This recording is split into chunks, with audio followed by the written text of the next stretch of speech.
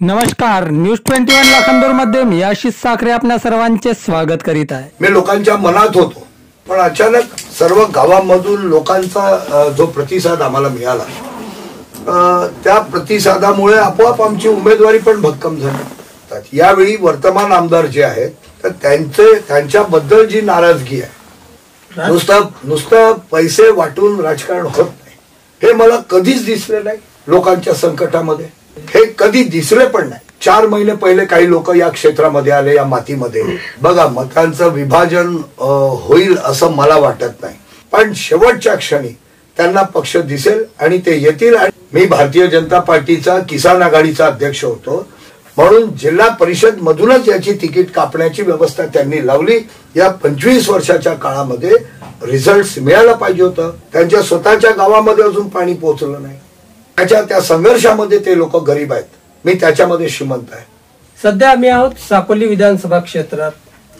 साकोली विधानसभा क्षेत्र सर्वांना परिचित असेलच, कारण 2019 मध्ये भाजपचे डॉक्टर परिणय फुके, नाना पटोले यांच्या विरोधात अटीतटीची विधानसभा निवडणूक, ज्यात डॉक्टर परिणय फुके यांचा मात्र 6,500 मतांनी पराभव झाला होता। याला 5 वर्ष लोटले असले तरी आजही ती निवडणूक सर्वांना अविस्मरणीय आहे। मात्र आता विधानसभा 2024च्या निवडणुकीत साकोली विधानसभा क्षेत्रात महाविकास आघाडीकडून उमेदवार असलेले नाना पटोले, महायुतीकडून अविनाश ब्राह्मणकर आणि महायुतीकडूनच उमेदवारी मागत असलेले मात्र उमेदवारी न मिळाल्याने बंडखोरी करीत अपक्ष उमेदवारी करणारे सोमदत्त करंजेकर, वंचित बहुजन आघाडीचे डॉक्टर अविनाश नान्ने आणि असे बरेच उमेदवार आहेत। त्यातील महायुतीचे अविनाश ब्राह्मणकर हे एका सर्वसाधारण कुटुंबातील आहेत, सदैव लोकांमध्ये राहतात अशी चर्चा आहे। मात्र आपल्याला याच्याबद्दल काही कल्पना नाही, त्यामुळे हे जाणून घेण्यासाठी आम्ही आज सकाळीच थेट अविनाश ब्राह्मणकर यांच्या घरी आलो। तेव्हा आता अविनाश ब्राह्मणकर यांच्याशी चर्चा करूया आणि अविनाश ब्राह्मणकर यांच्याकडून जाणून घेऊया की या क्षेत्रासाठी काय आहेत त्यांचे विजन। नमस्कार, न्यूज 21 लाखांदूर मध्ये मी आशिष साखरे आपल्या सर्वांचे सहर्ष स्वागत करीत आहे। ज्यांनी आतापर्यंत आमच्या चॅनलला सबस्क्राईब केले नसेल त्यांनी आताच आमच्या चॅनलला सबस्क्राईब करा। जसं की आपल्याला सांगितलं काय आहे वास्तविकता आणि काय आहे त्या क्षेत्रासाठी विजन, हे जाणून घेऊया आपण अविनाश ब्राह्मणकर यांच्याकडून। अविनाश जी नमस्कार। नमस्कार। सप्टेंबर महिन्यात अचानक महाराष्ट्र सरकारच्या 5 योजनांबद्दल महाराष्ट्र सरकारचे आभार प्रदर्शित करणारे बॅनर क्षेत्रात झळकले आणि साकोली विधानसभेत एक वेगळीच हवा चालली, काय सांगाल? आम्ही म्हणजे ही निवडणूक सुरू व्हायच्या आधी आम्ही काही बॅनर्स लावले होते आणि त्या बॅनर्सच्या माध्यमातून आम्ही सरकारचे आभार मानले होते आणि ज्या योजनांमुळे आमच्या ग्रामीण भागातल्या लोकांच्या जीवनामध्ये सकारात्मक बदल होताना जाणवत होतं, तर त्याच्यासाठी आभार मानणं गरजेचं होतं। त्याच्यामध्ये लाडकी बहीण योजनेचा आम्ही उल्लेख केला होता। विद्युत बिल जे आहे, विद्युत पंपांचं जे बिल आहे, ज्याचं प्रचंड ओझं शेतकऱ्यांच्या डोक्यावर होतं, ते बिल माफ केल्यामुळे शेतकऱ्यांना जो रिलीफ मिळाला त्याच्यासाठी आम्ही त्यांचे आभार मानले होते। मुलींचं जे शिक्षण आहे, मुलींचं शिक्षण मोफत केलं त्याच्याबद्दल आभार मानले होते। आणि आपले हे जे युवक आहेत तर कोणी त्यांना ट्रेनिंग म्हणून एक म्हणजे समोरच्या भविष्याच्या दृष्टीने त्यांना तयार करण्याच्या दृष्टीने त्यांना सुद्धा वेगवेगळ्या ठिकाणी ज्या ट्रेनिंगवरच पण नोकऱ्या लागल्या, छोट्या छोट्या, कोणी पंचायत समितीला लागला, कोणी PSC लागला, कोणी ग्रामपंचायतमध्ये लागला, तर त्यांना पण जवळपास 10,000 रुपये प्रति महिना ट्रेनिंगमध्येच मिळणार आणि अनुभव मिळणार तो वेगळा।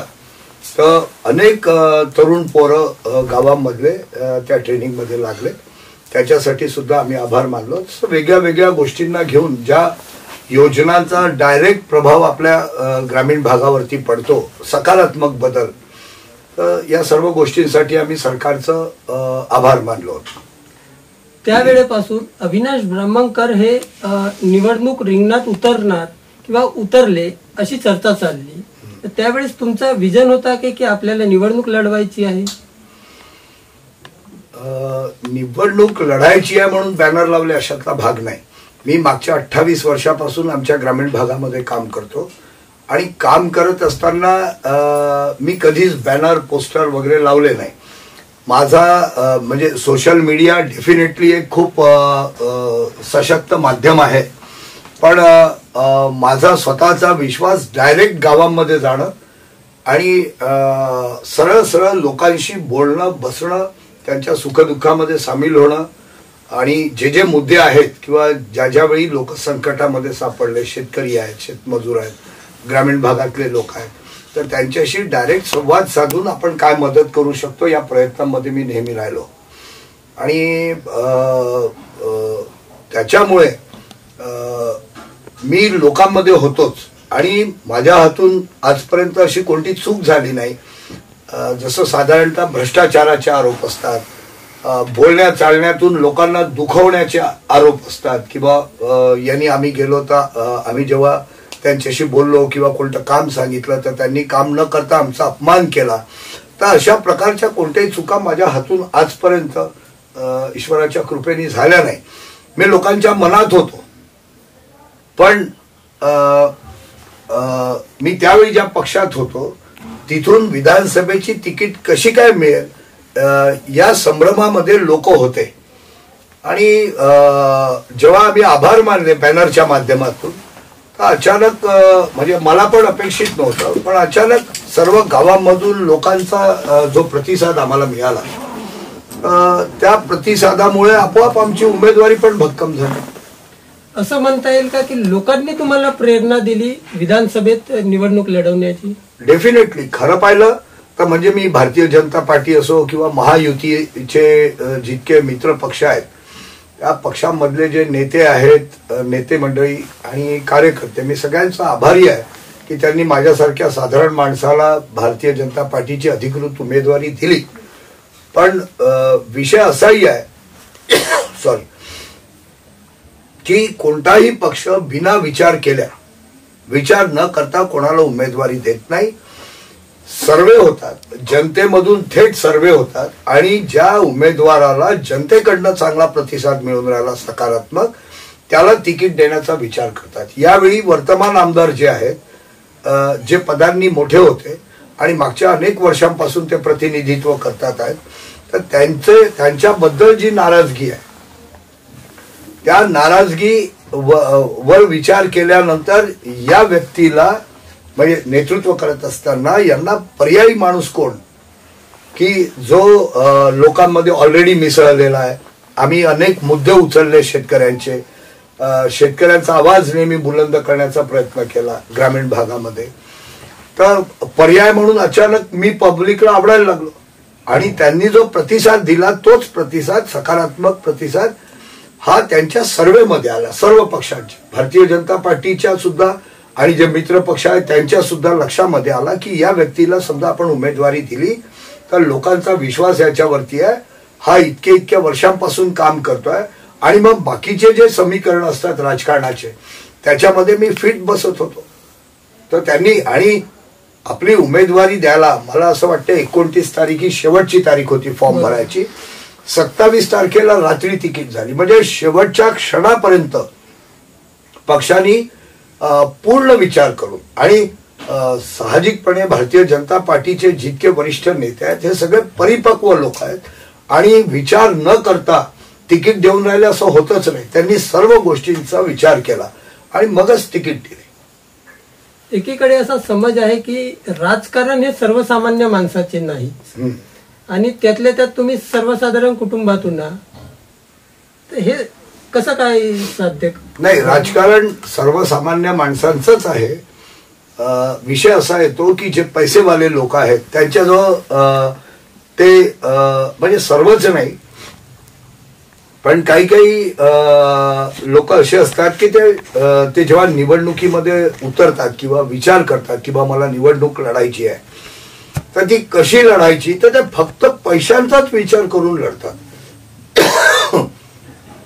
की बा मी या गावावरती इतके रुपये खर्च करीन, मी एक एक पदाधिकाऱ्याला इतके इतके रुपये देऊन देईल, हे माझ्या मागे धावतील, असा विचार करून निवडणुकीत उतरतात.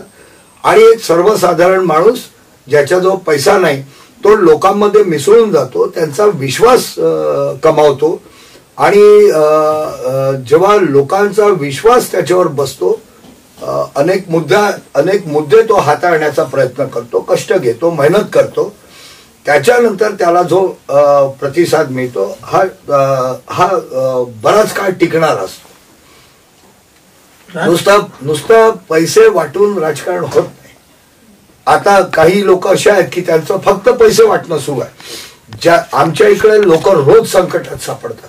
कधी गारपीट येते, कधी वादळ येतो, कधी अतिवृष्टी येते, पूर येतात, लोकांच्या घरांमध्ये पाणी घुसते. मी 28 वर्षांपासून सक्रिय आहे.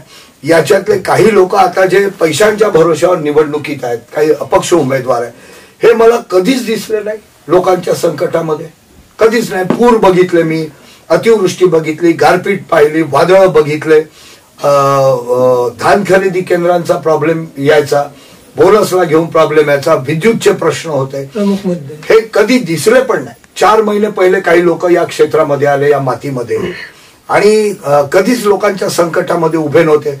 मी यांना कधी 4 गरीब लोकांबरोबर बसलेलं बघितलं नाही, किंवा ढिवर समाजाचे 10-12 लोक बसले आणि त्यांच्यामध्ये हे बसले आहेत. गोवारी समाज, SC, ST, OBC, कोणाच बरोबर, स्वतःच्या समाजाच्या पण गरीब लोकांबरोबर कधी बसलेलं मी बघितलं नाही. मी इतके संकट आल्यानंतर तहसीलदाराकडे आपण जी मागणी करतो, किंवा कलेक्टर साहेबांकडे आपण जी मागणी करतो की अतिवृष्टी झाली, या लोकांना न्याय मिळा, इतकं नुकसान झालंय, लोक संकटात सापडले आहेत, अशा वेळी त्यांना कॉम्पेन्सेशन देऊन मदत करावी, हे निवेदन सुद्धा कधी मी 10-15 लोकांना सोबत घेऊन निवेदन देताना मी कधी बघितलं नाही. पण आता ते डायरेक्ट, म्हणजे ग्रामपंचायत नाही, पंचायत समिती नाही, जिल्हा परिषद नाही, कोणताच अनुभव नसताना सरळ सरळ राजकारणामध्ये विधानसभेची उमेदवारी मागतात आहे. तर ही काही म्हणजे हा काही खेळ नाही की माझ्याजवळ पैसा आहे म्हणून मला माझ्या हातात नेतृत्व द्या, असं बोलण्यात काही अर्थ नाही. तुम्ही एक शेणाची, त्याला काय म्हणतो आपण, गोवरी जी कडक असते, ती गोवरी समजा एखाद्या झाडाच्या बुंद्याला अशी टेकून ठेवून दिली तर त्याचं खत लागत नाही. त्या गोवरीचं, त्या शेणाचा जेव्हा तुम्ही चुरा करता आणि जेव्हा तो मातीमध्ये मिसळून जातो, मगच त्याचं खत त्या झाडाला लागतं. हे कधी मिसळले नाही, हे कधी लोकांमध्ये आले नाही, आणि फक्त पैशांच्या बळावर, म्हणजे आता मी बघतो कधी कधी त्यांची लाईन, फक्त गाड्यांची लाईन लावतात, त्याच्याने होत नाही. तुमच्या भावना तुम्ही स्वतःला किती लोकांमध्ये, गोरगरिबांमध्ये मिसळून घेता, त्यांच्या सुखदुःखामध्ये कधी उभे राहता. रात्री बेरात्री धावावं लागतं, 1-1, 2-2 वाजता रात्रीच्या वेळी तुम्हाला धावून जावं लागते. तुम्हाला त्याच्या संकटाच्या वेळी उभं राहावं लागतं. त्यावेळी कुठे विश्वास येतो? नाही तर हा 5-6 दिवसांचा विश्वास राहिला की मला इतके पैसे दिले, मला आता 5-6 दिवस रोजीवर निघाल्यासारखं कामाला लागावं लागेल. पण तोही व्यक्ती, तो त्याच्यावर समजा पक्षाच्या विचारांचा प्रभाव आहे, तर तोही 4-5 दिवस फिरेल, 18 तारखेपर्यंत सगळेच्या सगळे परत येतील. कारण प्रत्येक व्यक्तीला इथली राजकीय परिस्थिती माहीत आहे. मात्र आपली थेट लढाई हे महाविकास आघाडीचे उमेदवार नाना पटोले यांच्या सोबत आहे. बघा, इथल्या विधानसभेच्या आताच्या निवडणुकांमध्ये 2च पक्षांमध्ये लढत होईल. मी तुम्हाला गावं मोजून देतो लाईनीने, आणि असे नाही 100 गावं मी तुम्हाला सांगतो की जिथे हे डबल डिजिट मध्ये पण यांना मतं मिळणार नाही. काही कारणच नाही मतं मिळायचं. मला सांगा, एखादं कारण सांगा तुम्ही.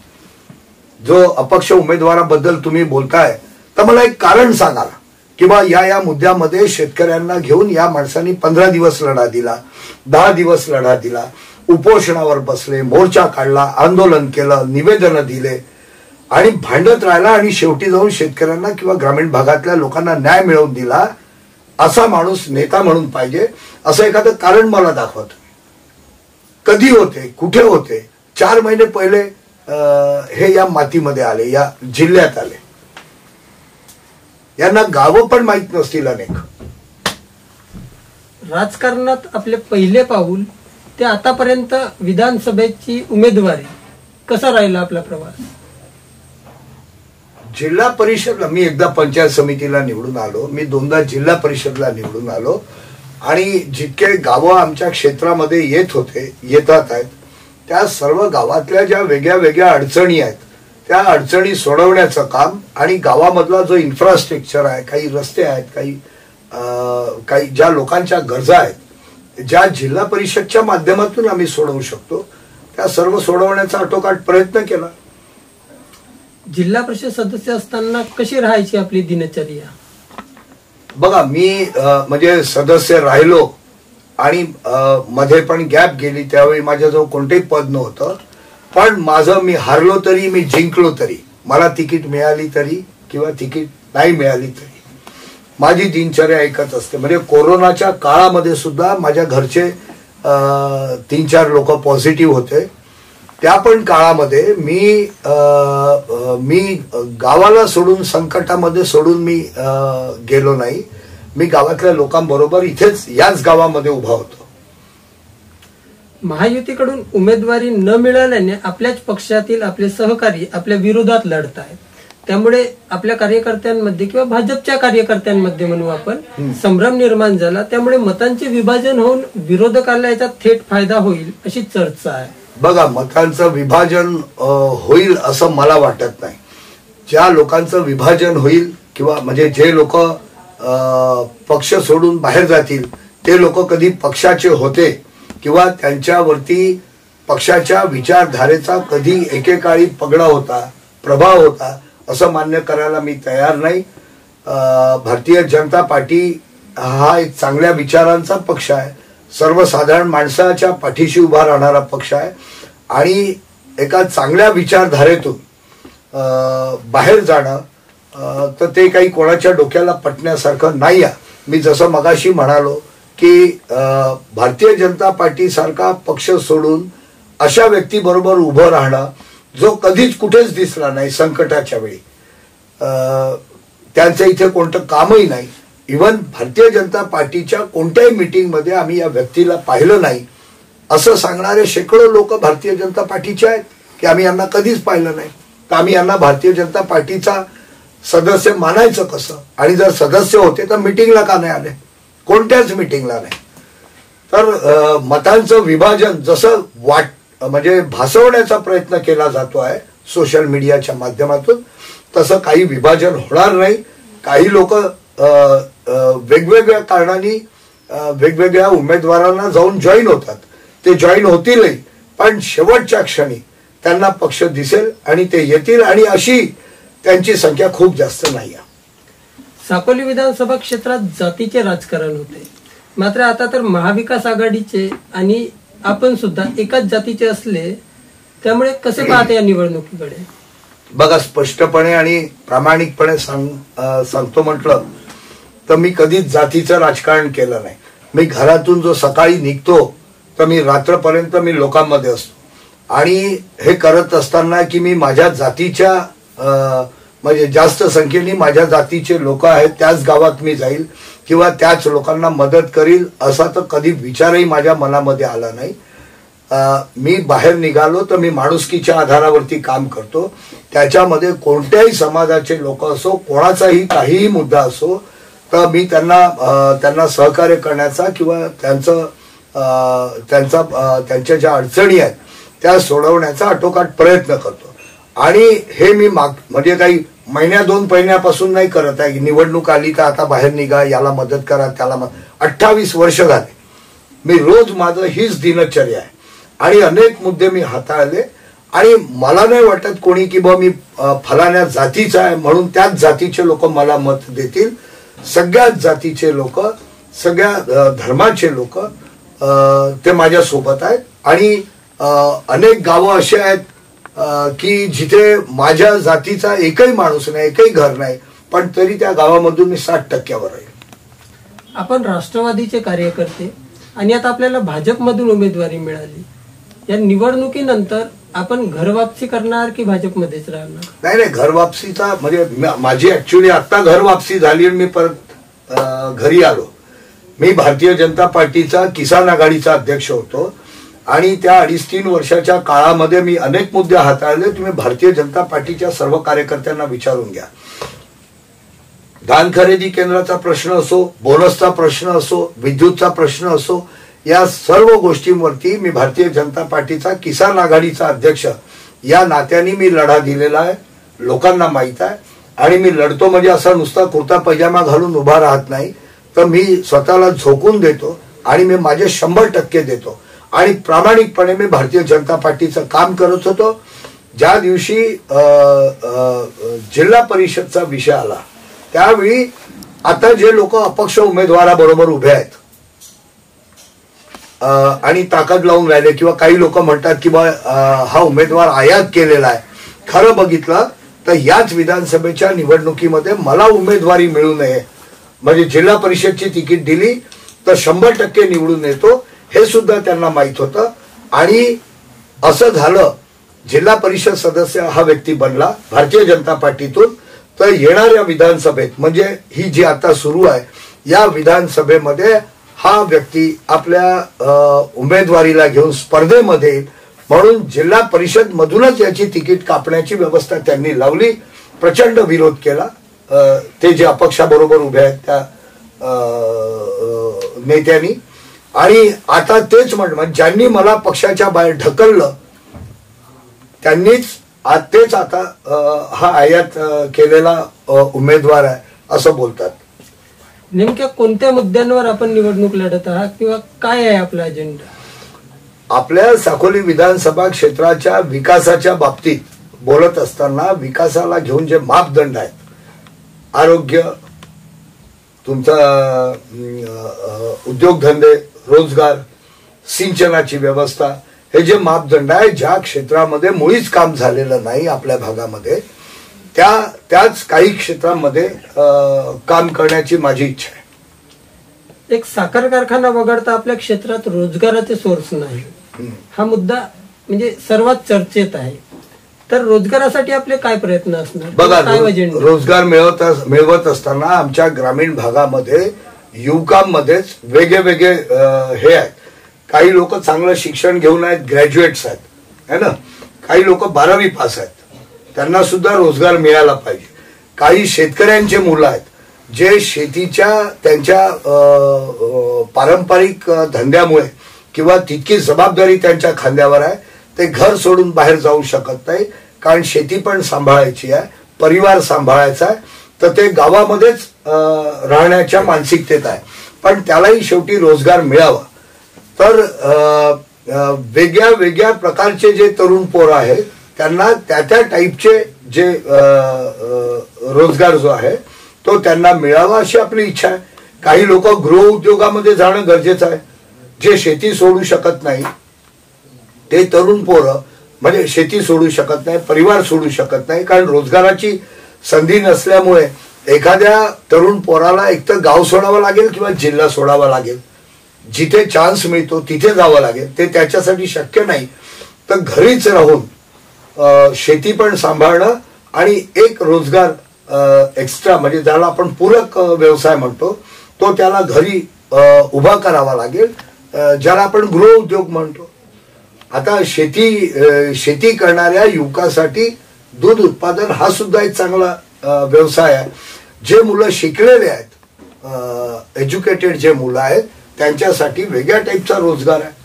तर त्याच्यासाठी उद्योगधंदे पण येणं गरजेचं आहे, कारखाने येणं गरजेचं आहे.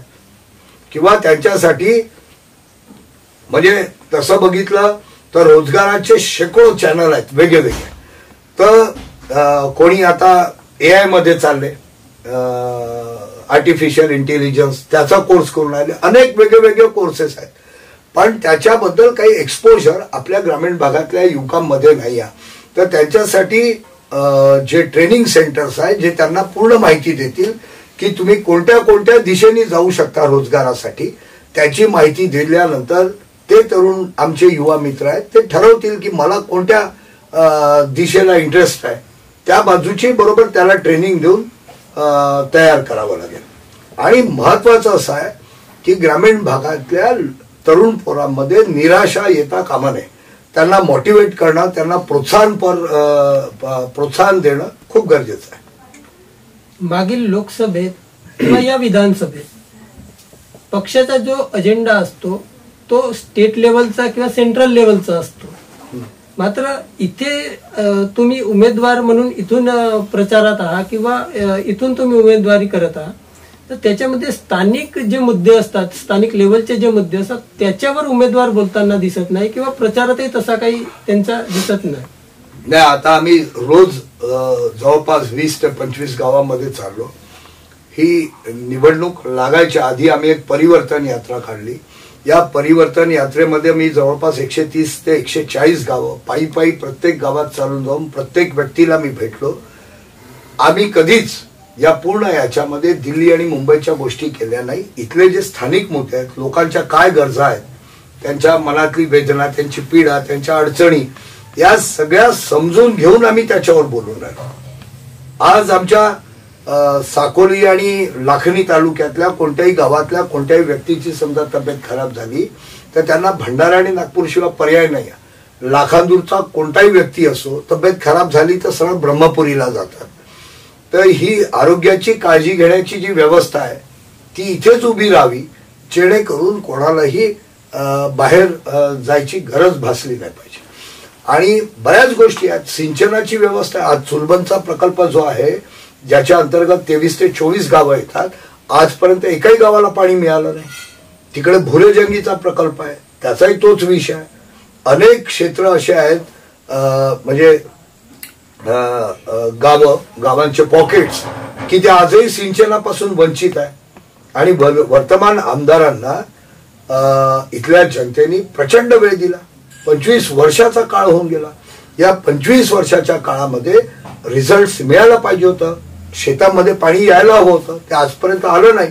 याचा दुसरा अर्थ असा की तुम्ही असफल राहिले, लोकांना वेळ मिळत नाही. 5 वर्ष जेव्हा तुम्ही परिपक्व होऊन जाता, जेव्हा तुम्हाला विधानसभेचा प्रतिनिधी म्हणजे काय हे जेव्हा कळायला लागतं, अभ्यास होतो, तुम्ही वेगळ्या वेगळ्या वातावरणात जेव्हा मूव्ह व्हायला लागतात आणि ज्यावेळी तुम्ही तयार होता की बा आता मी डिलिव्हर करू शकतो, आता मी माझ्या क्षेत्रामध्ये कामं आणू शकतो, इतकी तयारी होईपर्यंत तुमचा कार्यकाळ संपून जातो. पण सेकंड टर्म मिळत नाही, बरेचदा थर्ड टर्म मिळत नाही. पण आताचे जे वर्तमान आमदार आहेत त्यांना 5 टर्म मिळाल्या, 4दा आमदार राहिले, एकदा खासदार राहिले. इथले प्रश्न माहीत आहेत त्यांना, पण ज्या पोटतिडकींनी त्यांनी प्रयत्न करायला पाहिजे होते आणि काही विषयांना हाताळून ते पूर्णत्वास न्यायला पाहिजे होते, त्यांच्या स्वतःच्या गावामध्ये अजून पाणी पोहोचलं नाही. आणि 1984चा प्रकल्प आहे,